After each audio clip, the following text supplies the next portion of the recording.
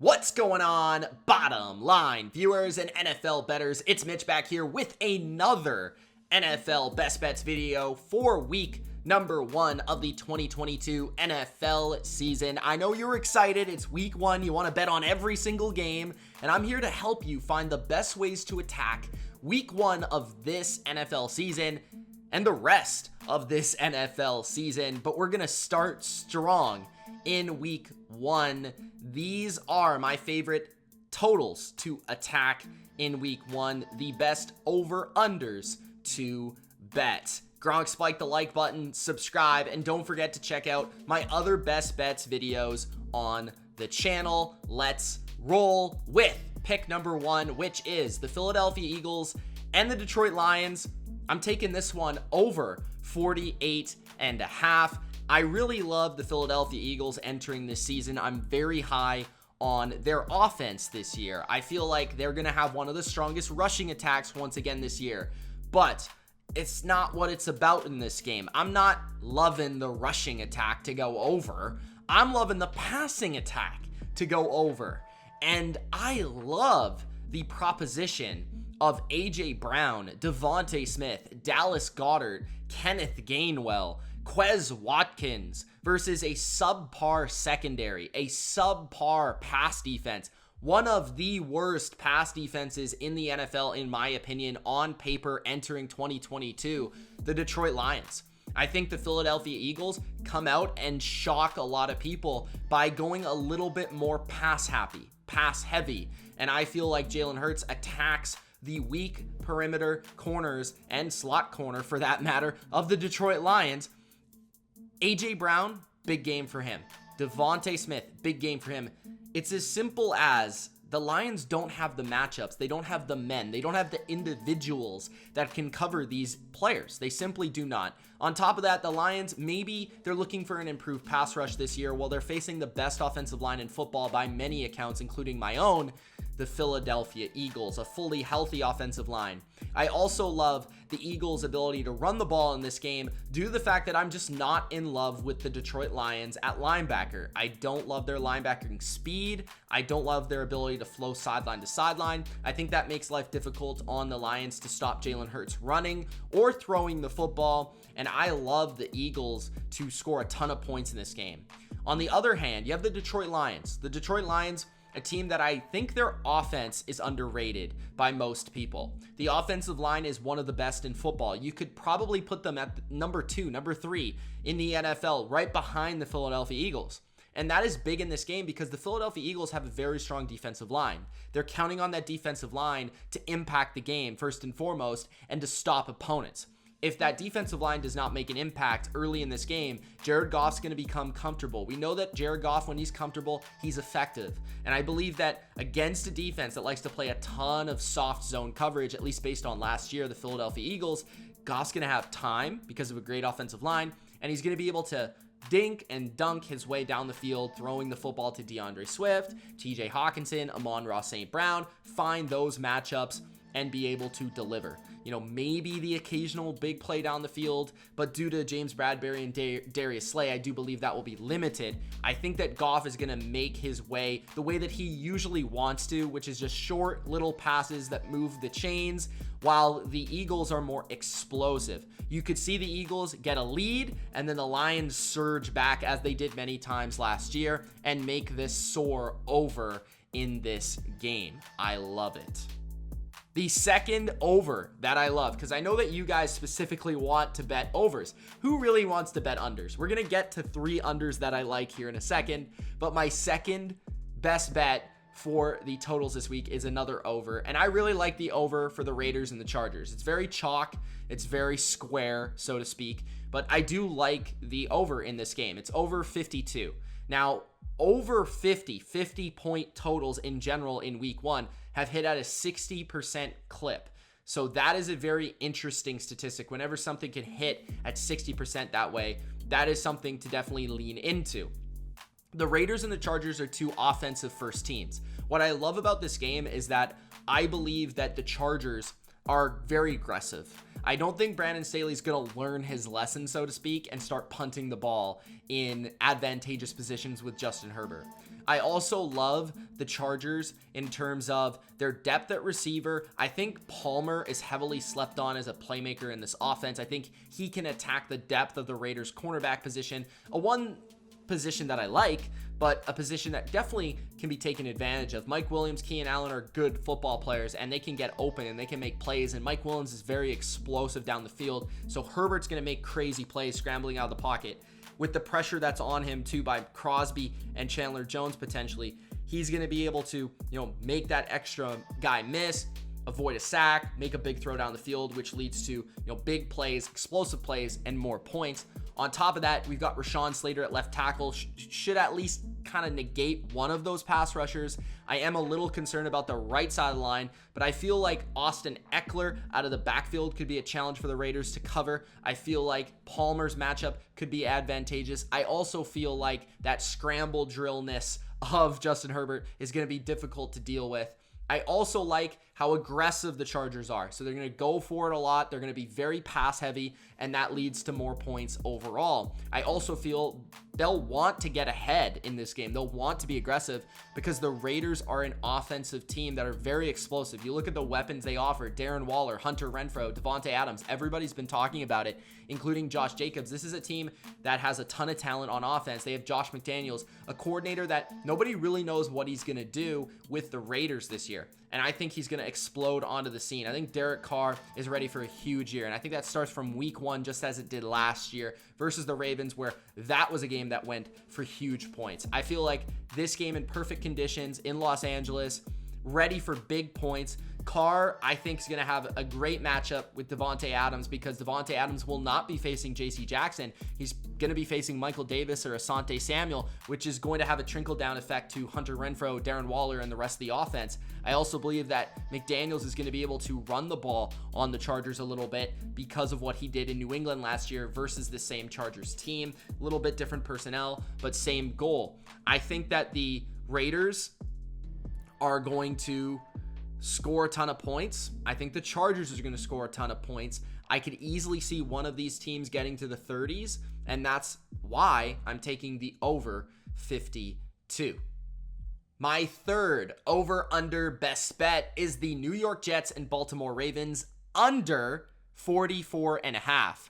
This number, I just noticed, moved off of 45 and moved to 44.5, which is a good indication I'm on the right side here. But the value is starting to be squeezed away a little bit. Obviously, Joe Flacco is now the starter for the Jets here in this game, and that certainly has an impact on how many points could be scored. Zach Wilson certainly has a higher ceiling, probably a lower floor as well, but a higher ceiling nonetheless. I look at both sides of the football. I think it's going to be a difficult game to move the ball for both teams in some facets. I do think the Ravens should win and should cover, but I look at the Ravens and I say, well, the Jets, they've got a strong front seven. The Jets have a linebacker in CJ Mosley, who he was a former Raven. There's some motivation there, but they've got a really good front seven. CJ Mosley's really good against the run, which is what the Ravens like to do. Carl Lawson is back. John Franklin Myers, Quinnen Williams. This is a really loaded, underrated front seven for the Jets, and they can make life interesting against the run in this game where it might be challenging for Lamar to get off in the run game. So it's going to force them to go towards more of their, weaker aspect of their game offensively, which is passing the football. And we don't really know what the Jets are made of passing defense-wise because DJ Reed is new, because Jordan Whitehead is new, because Sauce Gardner is new, but those pieces are all talented and they're all, well regarded. I feel like the Jets secondary could be a little bit underrated in this game, which could at least hold the Ravens from scoring a ton of points in this game, which is really what we're looking not to happen because the Jets are not going to score very many points. The Jets, dealing with some shuffling of the offensive line first and foremost, which I'm not too concerned about from their perspective. But Joe Flacco is a big deal because he lacks mobility. He's old. He's not going to be throwing the ball down the field. He's not going to be making game-breaking plays. He's going to be making the safe plays. He's going to be managing the game as a backup would. And the Ravens have a very deep secondary that can cover. They've got a very creative front, and they're also going to be really good at stopping the run. Calais Campbell, Michael Pierce, these boys can stop the run. So I think the Ravens and the Jets go under the total of 44.5. And my final best bet for the totals in week number 1 is the Tampa Bay Bucks and the Dallas Cowboys under 51. I think a lot of people, and there is a narrative that this game is going to be a little bit lower scoring. Now, I do believe that to be the case for at least one side of the football. And that, first and foremost, is the Dallas Cowboys offensively. I think the Dallas Cowboys offense entering this year, especially in this matchup, is drastically overrated. We saw them really struggle in the playoffs versus a good pass rush, a good defensive line, and that was the San Francisco 49ers. That was when they had Amari Cooper. That was when they had a lot of the weapons that they used to have. That was when they had Tyron Smith, right?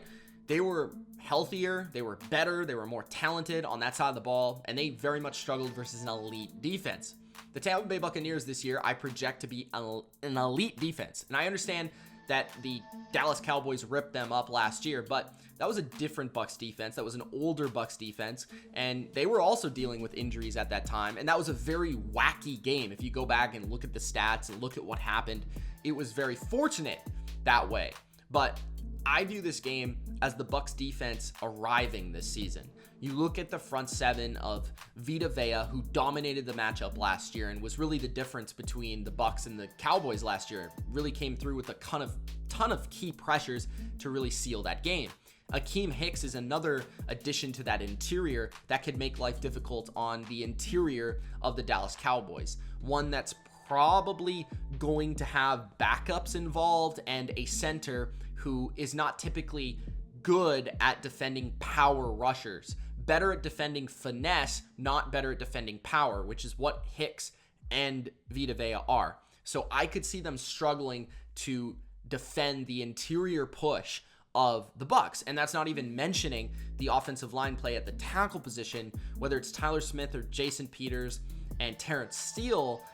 These are different starters from last year and significantly worse starters than last year. Collins and Tyron Smith were the two starters last year. Very good players. This year, it's a lot different, and it's different for the Bucs. They're more athletic. They're better getting to the quarterback. Joe Tryon-Shoyinka, I think that's how you say his name, is going to be in year 2. He's going to be exploding off the ball on the opposite side of Shaq Barrett, who's one of the best pass rushers in football, who should take advantage of whoever is across from him. And then you get to the linebackers.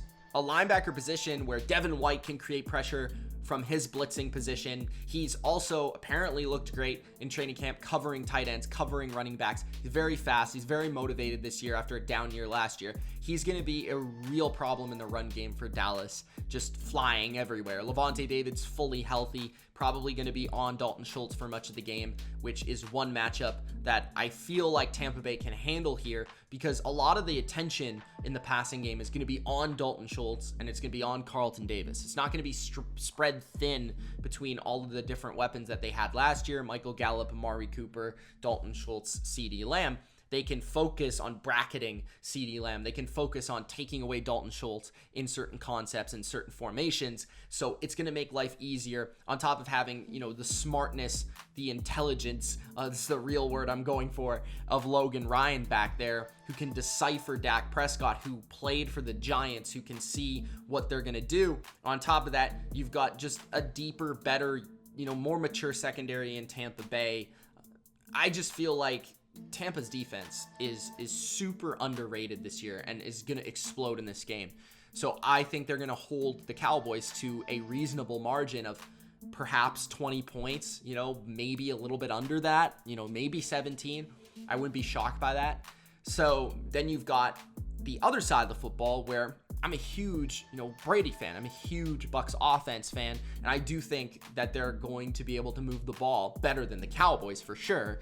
I think Julio Jones could certainly see many targets in this game and have a good matchup on the outside. I think that Mike Evans could make a couple big plays against Trayvon Diggs. I do think if Chris Godwin's in the lineup, he could do some damage, but even if he doesn't, Russell Gage could as well. But I think that there is a possibility where the Bucs don't have to score a ton of points. They can lean on Lenny Fournette in the first game with a new offensive line. And on top of that, they may struggle in moments just enough, against this pass rush of the Cowboys, which is pretty impressive, to the point where this lends towards the under, right? It leans towards that under the total of 51, where DeMarcus Lawrence is really good at rushing from the interior. He could potentially push the pocket, get to Brady there, and get that advantage. Micah Parsons, they've got a pretty solid pass rush. I'm not in love with the secondary, especially the corner position, but I do feel like there are going to be moments, just like there was in the first